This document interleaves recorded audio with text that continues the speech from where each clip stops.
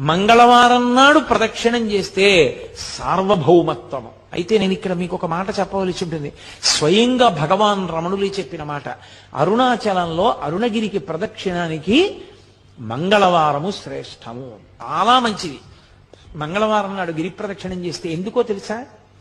అది అగ్ని కొండ, పావకి సుబ్రహ్మణ్య తత్వం, అది సుబ్రహ్మణ్య క్షేత్రం, శివానుగ్రహం. అక్కడ మంగళవారం నాడు ఉదయం కుజహోర ఉంటుంది. కుజుని యొక్క శక్తిని తగ్గించగలిగిన వాడు సుబ్రహ్మణ్యుడు. మంగళవారం సుబ్రహ్మణ్యానుగ్రహాన్ని ప్రోధి చేస్తుంది.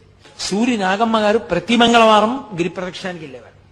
అప్పుడు మంగళవారం నాడు ప్రదక్షిణం చేసిన వాడు సార్వభౌముడవుతాడు. సార్వభౌముడవుతాడు అన్న మాటకు అర్థం చక్రవర్తి అంటే రాజ్య పరిపాలనే అనుకోక్కర్లేదు. భక్తి సార్వభౌముడు కావచ్చు, వైరాగ్య సార్వభౌముడు కావచ్చు, జ్ఞాన సార్వభౌముడు కావచ్చు.